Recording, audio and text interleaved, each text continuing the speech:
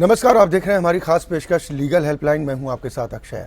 इस देश का लोकतंत्र इस देश की खूबसूरती का एक अभिन्न अंग है और उस लोकतंत्र को मजबूती प्रदान करता है वो है इस देश का कानून और संविधान। देश के संविधान में हर एक नागरिक को समानता के साथ स्वेच्छा से जीने का अधिकार दिया जाता है और इसी संविधान का प्रियम्बल यानी संविधान की प्रस्तावना भी समाज के हर व्यक्ति के लिए बराबरी और समान न्याय का अधिकार देता है। और यही कानून और संविधान हर समस्या के सही प्रारूप में समाधान के लिए मौजूद है, लेकिन सही जानकारी न होने या फिर कानूनी पेचीदगियों के चलते एक हिस्सा सही समय पर खुद को न्याय हासिल करने में असमर्थ महसूस करता है। और इसी अंतर को खत्म करने के लिए इंडिया लीगल रिसर्च फाउंडेशन के इनिशिएटिव लीगल हेल्पलाइन में हम यहाँ पर मौजूद रहते हैं। आपकी हर कानूनी समस्या में आपकी सहायता के लिए आज जिस विषय के साथ हम आपके सामने मौजूद हैं वो पौधा किस्म और कृषक अधिकार संरक्षण अधिनियम 2001 से संबंधित है। इसके तहत किसानों को क्या कुछ अधिकार दिए गए हैं। इसके साथ ही अगर किसी और तरह की कोई कानूनी समस्या आपके जहन में चल रही है तो भी आप हमारे साथ इस खास कार्यक्रम के माध्यम से जुड़ सकते हैं, अपना सवाल कर सकते हैं। क्या आप बेहतर कानूनी विकल्प हो सकता है, इस बात का जवाब हम आप तक पहुँचाने की कोशिश करते हैं। फोन लाइन्स खुल चुकी हैं। टेलीविजन स्क्रीन पर जो नंबर फ्लैश हो रहे हैं, इन दो नंबर्स में से किसी भी नंबर पर कॉल करके आप हमारे साथ इस कार्यक्रम का हिस्सा बन सकते हैं, अपना सवाल कर सकते हैं और क्या बेहतर कानूनी प्रक्रिया आप अपना सकते हैं, इसका जवाब हम आप तक पहुंचाने की कोशिश करते हैं। आज का विषय एक बार फिर दोहराते हैं, कृषक अधिकार संरक्षण एक्ट में किसानों को क्या कुछ अधिकार दिए गए हैं। इससे संबंधित कोई सवाल है या फिर किसी भी तरह की कोई कानूनी समस्या है तो भी आप हमारे साथ इस कार्यक्रम का हिस्सा बन सकते हैं। लीगल हेल्पलाइन आपका अपना शो है। शो के माध्यम से हम निःशुल्क कानूनी सहायता अपने दर्शकों तक पहुंचाने की कोशिश करते हैं। आप फोन के माध्यम से निःशुल्क कानूनी सहायता प्राप्त कर सकते हैं। विषय हमारा आज का किसानों से जुड़ा हुआ है।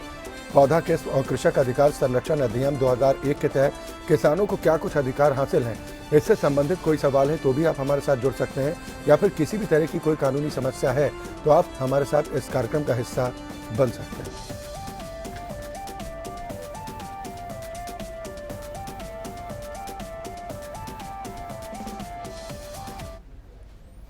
और आज इस विषय पर ज़्यादा चर्चा और बातचीत के साथ इस वक्त एक खास मेहमान हमारे साथ मौजूद हैं। सबसे पहले अपने दर्शकों की मुलाकात अपने अतिथि से। धीरज अग्रवाल जी हमारे साथ हैं। आप अधिवक्ता हैं सुप्रीम कोर्ट के। बहुत स्वागत है धीरज जी आपका इस कार्यक्रम में शामिल होने के लिए। आज हम बात कर रहे हैं पौधा किस्म और कृषक अधिकार संरक्षण अधिनियम 2001 के। क्या अधिकार है किसानों को इस अधिनियम में? देखिए, ये जो protection of plant varieties and farmers right act है, ये 2001 का सेंट्रल एक्ट है और इसको शॉर्ट में प्लांट एक्ट भी कहा जाता है। इस प्लांट एक्ट में एक्चुअली 1961 में पेरिस में एक समझौता हुआ था, संधि हुई थी सभी देशों के बीच में, जिसके तहत सभी देशों ने अपने यहाँ अलग अलग नामों से इस तरह की पौधों की किस्मों को संरक्षण प्रदान करने के लिए एक्ट बनाए। भारत में भी 2001 में इस तरह के एक्ट को बनाया गया, जिसका कि मेन मकसद जो है वो ऐसी जो कि नई किस्में पौधों की नई किस्मों को किसान उत्पन्न करते हैं उनको संरक्षण प्रदान करना है, उनकी उन्नति के लिए कार्य करना है और साथ में ऐसे किसानों के जिन्होंने की ऐसी नई किस्म को बनाया है उनके अधिकार जो हैं उसके प्रति उनको भी संरक्षण प्रदान करना है, उनकी सुरक्षा करना है, इसका मेन मकसद है। मान लीजिए अगर ऐसा कृषक जिसने नई किस्म का बीज प्रजनन या उसका विकास किया है, उसे इस अधिनियम के तहत क्या कुछ अधिकार हासिल है? इस अधिनियम के अंतर्गत सेंट्रल गवर्नमेंट एक अथॉरिटी बनाई है। सेंट्रल गवर्नमेंट ने इसकी सेक्शन 3 जो है उसके अंतर्गत एक सेंट्रल अथॉरिटी बनी है जिसके कि एक चेयरपर्सन होते हैं और उनके साथ 15 सदस्य उनके साथ कार्य करते हैं। जहां तक किसान की बात है तो किसान जब भी कोई इस तरह की नई किस्म को बनाते हैं तो उनको अपने इस किस्म को रजिस्टर कराने का अधिकार है। वो ऐसी अथॉरिटी के पास अपनी किस्म को रजिस्टर कराते हैं। साथ में उसको रजिस्टर कराने के बाद ऐसी अथॉरिटी उनको संरक्षण प्रदान करती है। उनकी जो किस्में हैं, जो पौधों की किस्म है, उसको साइंटिफिक तरीके से जांच करती है लैब के द्वारा।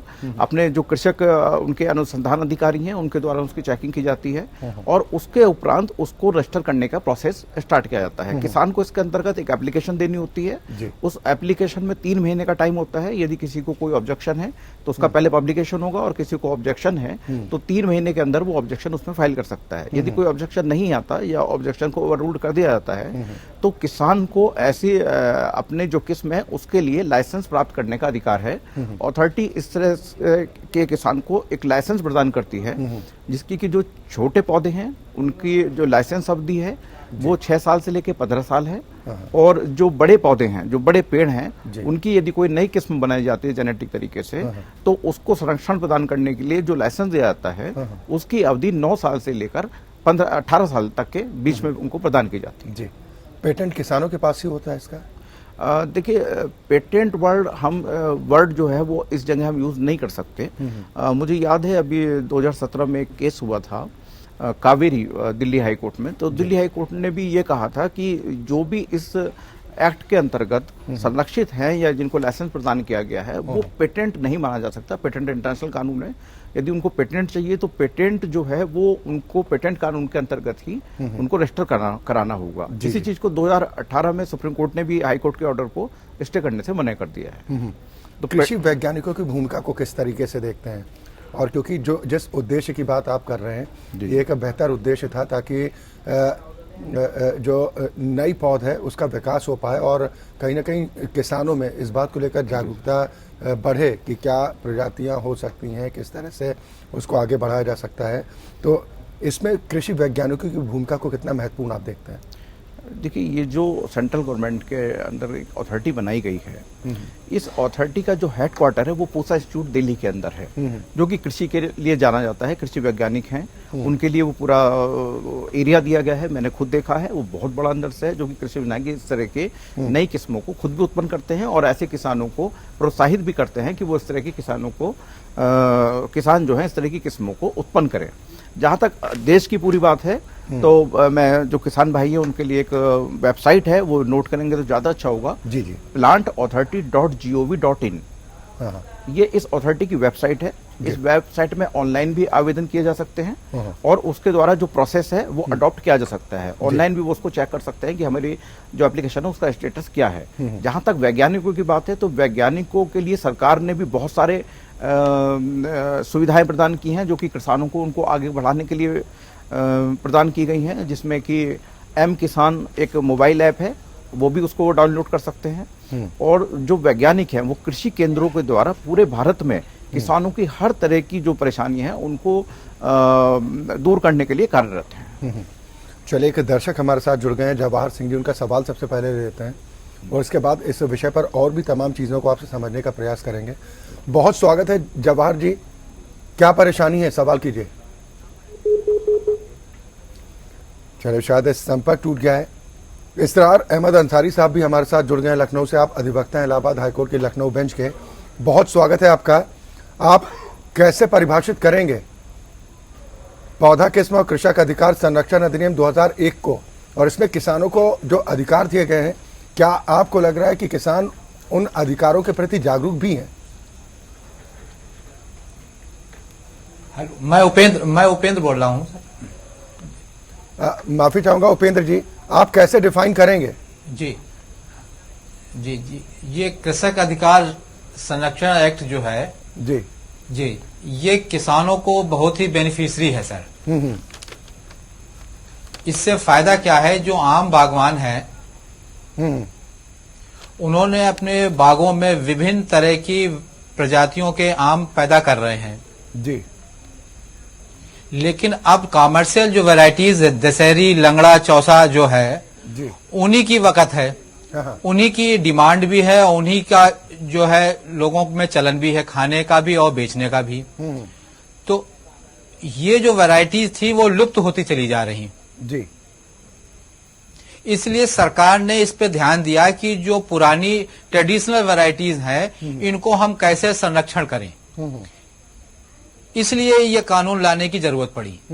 उद्देश्य आपको लग रहा है कि इसे अधिनियम का लखनऊ पूरा में होता नजर आ रहा है, या फिर आपको लग रहा है कि जागरूकता के अभाव के चलते अभी कहीं ना कहीं एक बड़ा हिस्सा देश का किसानों का आज भी इससे महरूम है, दूर है? ये तो बहुत बहुत धन्यवाद आपके चैनल को। लोग जानते नहीं थे कि ये कोई कानून भी है।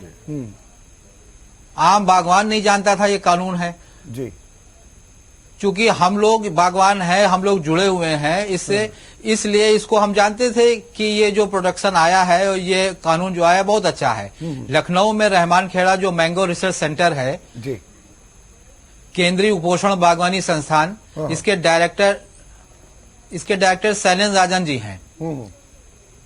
इसके नोडल अधिकारी वही हैं। जी जी, वही सब काम कर रहे हैं। और हमारी एक सोसाइटी है अवध आम उत्पादक बागवानी समिति, और हम लोग इस मोटिवेशन फार्मर्स के बीच में कर रहे हैं कि इन प्रजातियों को आप रोकें, इनको काटे ना, इनको पेड़ को नष्ट ना करें, तो तभी ये बच पाएंगी। इस कानून से किसानों को बहुत बल मिलेगा। जी जी, चलिए बिल्कुल, और भी तमाम बारीकों को हम समझेंगे और साथ ही साथ अपने दर्शकों से हम अनुरोध भी करते हैं कि अगर किसी भी तरह की कोई कानूनी अड़चन, कोई कानूनी समस्या है तो आप हमारे साथ इस कार्यक्रम के माध्यम से जुड़ सकते हैं। हालांकि हमारा आज का विषय पौधा किस्म और कृषक अधिकार संरक्षण अधिनियम 2001 से संबंधित है। इस अधिनियम के तहत किसानों को क्या कुछ अधिकार दिए गए हैं। हालांकि इसके अलावा भी अगर कोई कानूनी समस्या आपके सामने है तो भी आप हमारे साथ इस कार्यक्रम का हिस्सा बन सकते हैं। मैं धीरज जी आपके पास आऊँगा। हम चाहेंगे कि दर्शकों को ये भी बताएं कि वास्तव में कृषक होता कौन है, जिसकी भूमि होती है जिस पर वो किसानी करता है, या फिर फसलों की पैदावार जो भी व्यक्ति करता है, क्या वो किसान माना जाएगा? देखिए ये बहुत अच्छा क्वेश्चन है। अभी मंडी परिषद में भी इस पे चर्चा हुई कि किसान किसको कहा जाए। लीज पे जमीन लेकर किसान जो अपना उत्पादन पैदा कर रहा है उसको किसान कहा जाए जी, या जो ट्रेडिशनल किसान है, जो पैतृक जमीन हमको मिली हुई है उस पे हम खेती कर रहे हैं, उसको किसान कहा जाए जी। ये दो चीजों में डिफरेंस है। हमारा कहना है या हमारे किसानों का कहना है कि जो हम ट्रेडिशनल खेती कर रहे हैं या ट्रेडिशनल जमीन हमको मिली हुई है, पैतृक मिली हुई है, उन्हीं को किसान कहा जाए। क्योंकि किसान कहने के लिए तो अन्नदाता है, लेकिन उसको बेसिकली पूरी तरह से सहूलतें मिल नहीं रही हैं। जी, और जो जमीन खरीद के किसानी कर रहे हैं वो अपना आधुनिक तरीके से कर रहे हैं, लेकिन जो वाकई में बेसिकली किसान है उसको वहां तक वो सुविधा पहुंच नहीं पा रही है। तो किसान उसी को कहा जाए जिनको संक्रमणी जो है जोत बही में हक मिला हुआ है। जी जी, नहीं, सवाल यही है कि हम जो बात करते हैं कि कहीं ना कहीं जानकारी के अभाव के चलते एक बड़ा हिस्सा होता है जो कहीं ना कहीं अधिकारों से वंचित रह जाता है। हालांकि आज हम किसानों की बात कर रहे हैं और किसानों के साथ ये दिक्कत ज़्यादा होती है क्योंकि कहीं ना कहीं शिक्षा के अभाव के चलते, ग्रामीण क्षेत्रों में जो शिक्षा का अभाव है उसके चलते कहीं ना कहीं ये दिक्कत और भी ज़्यादा सामने आती है। लेकिन मैं ये जानना चाहता हूँ कि ये जो राष्ट्रीय पौधा किस्म रजिस्टर होता है, इसका उद्देश्य क्या होता है और इसका काम क्या होता है? देखिए जो अथॉरिटी है, देखिए इसका उद्देश्य ये है कि हमारे आने वाली जो जनरेशन है। जी, मैं आपके पास आऊंगा। ये सवाल मेरा धीरज अग्रवाल जी से था। धीरज जी, देखिए जो सेक्शन 3 में जो अथॉरिटी बनाई गई है जी जी, उसका ये काम इस तरह के पौधों को संरक्षण प्रदान करना है। जो नई किस्में हैं, बहुत सी इस तरह की किस्में नई उत्पन्न हो जाती हैं जो कि जेनेटिक तरीके से नई किस्में होती हैं जी। मैं इसमें एक चीज और भी बताना चाहूंगा कि इसकी सेक्शन 45 में एक जेने फंड भी सेंट्रल गवर्नमेंट के द्वारा बनाया गया है जी, जिसमें कि जेने फंड मतलब जो जेनेटिक वैरायटीज हैं, जो नई वैरायटीज बनती हैं, उनके लिए फंड बनाया जाता है। और इसमें किसान यदि कोई ऐसी चीज उत्पन्न करता है कि जो कि बहुत अलग है औरों से या इंटरनेशनल लेवल पे वो काफी योग्य हो सकती है, तो उसके लिए 10 लाख रुपए तक का इनाम पाने का वो अधिकारी भी है। उसके लिए वो आवेदन भी कर सकते हैं और सरकार की तरफ से भी उनको चुना जाता है। ये एरिया वाइज है, एरिया वाइज 10 लाख रुपए का इनाम उनको मिल सकता है। कोई स्पष्ट पॉलिसी ऐसी नहीं है कि अगर कोई किसान इस तरह की किस्म को ईजाद करता है तो उसको प्रोत्साहन के तौर पर कोई एक फिक्स अमाउंट हो, ऐसी कोई व्यवस्था? प्रोत्साहन के तौर पर ही ये अमाउंट है, लेकिन फिक्स नहीं है।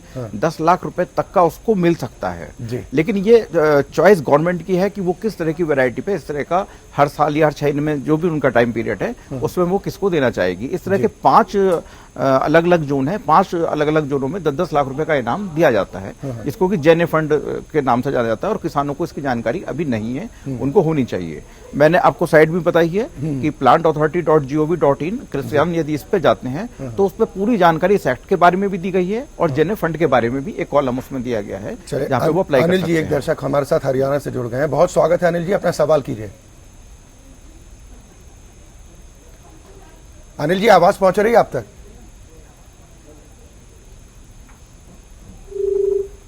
चलो शायद इस संपर्क टूट गया है, लेकिन फोन लाइंस लगातार आपकी टेलीविजन स्क्रीन पर है और जो 2 नंबर फ्लैश हो रहे हैं, नंबर्स पर कॉल करके आप हमारे साथ इस कार्यक्रम का हिस्सा बन सकते हैं। उपेंद्र जी, अब मैं आपके पास आऊंगा। जो हम ये बात कर रहे थे कि अधिकार उन किसानों के पास क्या होते हैं जो किसी पौधे की नई किस्म को ईजाद करते हैं, उसे सुरक्षित रखने का अधिकार है, उपयोग करने का अधिकार है, रोपने का है, बांटने का है या विक्रय करने का भी अधिकार उसे है। उपेंद्र जी। जी देखिए, जो किसान है जिसके पास ये ट्रेडिशनल वैरायटीज हैं जी, उसको अपना रजिस्ट्रेशन कराना पड़ता है। रजिस्ट्रेशन इसलिए कराना पड़ता है कि उसको ये मालूम पड़े कि उपेंद्र सिंह के बाग में इतनी वैरायटीज हैं। जी जी। सपोज के लीजिए मैंगो फेस्टिवल होता है, उसमें हम अपनी वैरायटीज का प्रदर्शन करते हैं, तो हमको ले जाना पड़ता है कि लिस्ट, नंबर ऑफ लिस्ट देनी पड़ती है कि इतने मैंगो हमारे बाग में हैं, पेड़ लगे हुए हैं। जी। होता क्या है कि आमतौर पे जैसे मार्केट से उन्होंने वैरायटीज खरीद की और प्रदर्शनी में लगा दिया, तो वो पता नहीं चल पाता कि ये असली बागवान है या मार्केट से लेके आ रहे हैं, वहां पे फेस्टिवल में लगा रखे। इसलिए उनको वहां पे वैरायटीज का रजिस्ट्रेशन इसको कराना पड़ता है, जब भी वो एथेंटिक फार्मर और एथेंटिक प्लांट का हकदार कहलाएगा वो। हाँ, धीरज जी, राज्य सरकारों की भूमिका को आप किस तरीके से देखते हैं? किसानों को समृद्ध करने के लिए तमाम योजनाएं चलाई जाती हैं। जी जी उपेंद्र जी, जवाब जी। राज्य सरकारों ने तो अभी तक इस अधिनियम के अंतर्गत किसी भी फार्मर को कोई भी बेनिफिशियरी अभी फायदा नहीं पहुंचाया। चुनांचे जो है, जो केंद्रीय उपोषण बागवानी संस्थान है, उसने जरूर फार्मर्स को प्रोटेक्ट किया है और भारत सरकार की जो संस्था है और किसानों को लाभ पहुंचाया है। उन्होंने तकनीक बताई है कैसे करा जाए, कैसे रोके जाए, जो पेड़ सूखने की है प्रवृत्ति जो पेड़ों में आ रही है उनको कैसे रोका जाए, उनकी लाइफ कैसे बढ़ाई जाए। इसमें केंद्रीय उपोषण बागवानी संस्थान की बहुत बड़ी भूमिका रिसर्च सेंटर मैंगो की रही है। उसमें जो डायरेक्टर साहब हैं, डायरेक्टर शैलेंद्र राजन जी ने बहुत ही किसानों के बीच में जाके पेड़ों को संरक्षण का काम किया है। अभी तक इसमें कोई बहुत बड़ी अहम भूमिका प्रदेश सरकार की नहीं रही है। तो इसके पीछे धीरज अग्रवाल जी कमी आप कहां पर देखते हैं कि जागरूकता का अभाव ज्यादा है या फिर जो एक ललक होती है सीखने की, इसका अभाव आप ज्यादा देखते हैं किसानों में? देखिए, ये जो कन्वेंशन सर, देखिए ऐसा है कि जी उपेंद्र जी, आऊंगा मैं आपके पास। हाँ, देखिए जो कन्वेंशन हुआ था ये 1961 में हुआ था, लेकिन उसके बाद भी इंडियन गवर्नमेंट को 2001 तक कोई इस तरह का कानून नहीं बना पाई। 2001 में ये कानून उसने बनाया। उसके बाद इसमें रजिस्ट्रेशन की प्रक्रिया है।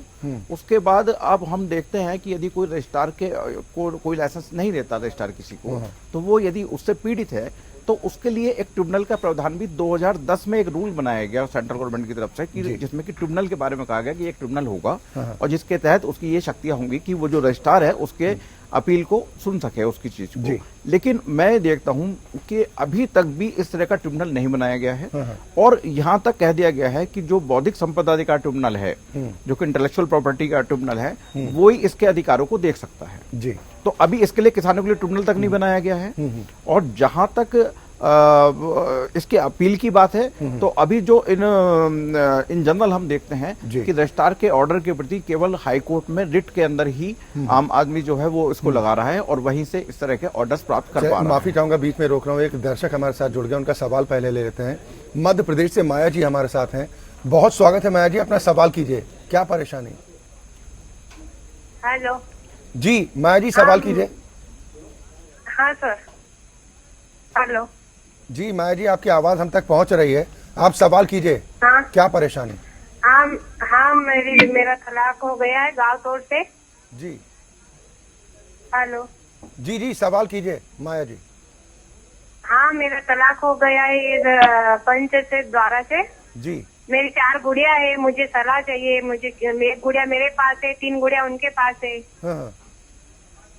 आप चाहती क्या है? मैं गुड़िया को मैं मेरे घर ही जाना चाहती हूँ वापस, कानूनी तलाक नहीं हुआ मेरा। धीरज अग्रवाल जी, क्या कदम इन्हें उठाना चाहिए? तलाक नहीं हुआ है लेकिन पारिवारिक विवाद के चलते अलग अलग रह रहे हैं, 4 बच्चियां हैं, एक इनके पास है, 3 इनके हस्बैंड के पास हैं। ये चाहती हैं कि इस विवाद का निपटारा हो जाए और वो वापस अपने घर में जाएं, तो क्या कदम उठाएं? इनको हिंदू मैरिज एक्ट की जो सेक्शन 9 है उसमें इनको अधिकार है अपने परिवार में साथ रहने का, ये सेक्शन 9 में एप्लीकेशन लगा सकती हैं सिविल कोर्ट के अंदर।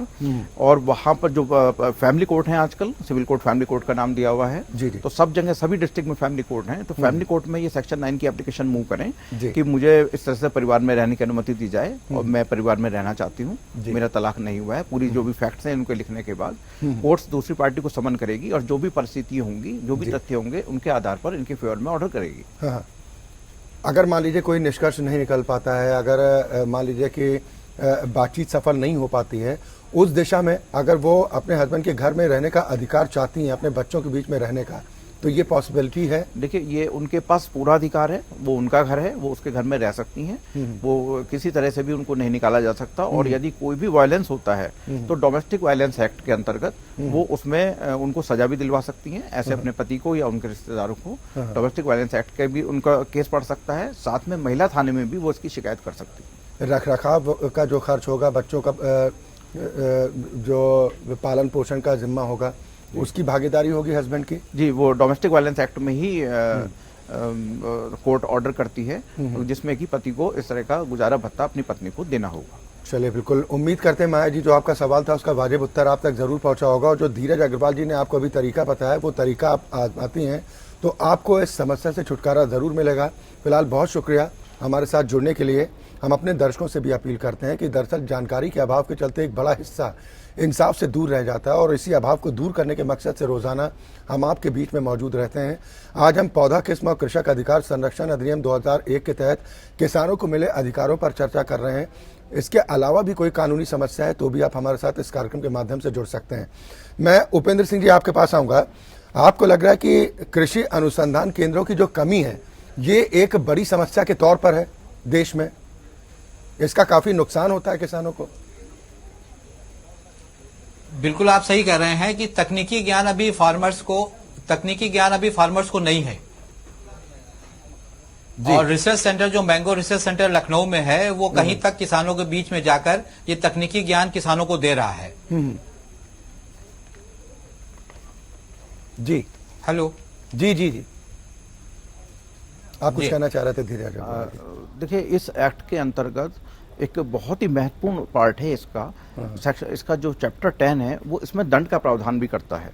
यदि कोई भी किस्म नई बनाई गई है और उसका रजिस्ट्रेशन कराया गया है और किसी कृषक को उसका लाइसेंस मिला है, तो कोई अन्य किसान उसको उगा नहीं सकता, उसकी परमिशन के बगैर उसको मार्केटिंग नहीं कर सकता या किसी भी तरीके से अतिक्रमण नहीं कर सकता। इसीलिए मैंने पेटेंट वाला सवाल किया था। जी जी, यदि वो अतिक्रमण करता है तो सेक्शन 70 में उसको सजा हो सकती है, जो कि 6 महीने से लेकर 2 साल तक की सजा उसको दी जा सकती है। साथ ही 50,000 रुपए से लेकर 5 लाख रुपए तक का जुर्माना उस पर किया जा सकता है। और ये डिस्ट्रिक्ट कोर्ट को भी पावर है, ऐसी एप्लीकेशन डिस्ट्रिक्ट जज के यहाँ भी लगाई जा सकती है, जो कि बहुत आसान तरीका है। और इस एक्ट के तहत अपने अधिकारों का किसान संरक्षण कर सकते हैं। चलिए, बिल्कुल बहुत शुक्रिया धीरज अग्रवाल जी, आपका भी हमारे साथ इस कार्यक्रम में शामिल होने के लिए। उपेंद्र सिंह जी, आपका भी बहुत शुक्रिया हमारे साथ इस कार्यक्रम में शामिल होने के लिए, इस विषय पर अपनी राय रखने के लिए, और जो हमारे साथ कॉलर जुड़े थे उनके सवालों का वाजिब उत्तर उन तक पहुंचाने के लिए।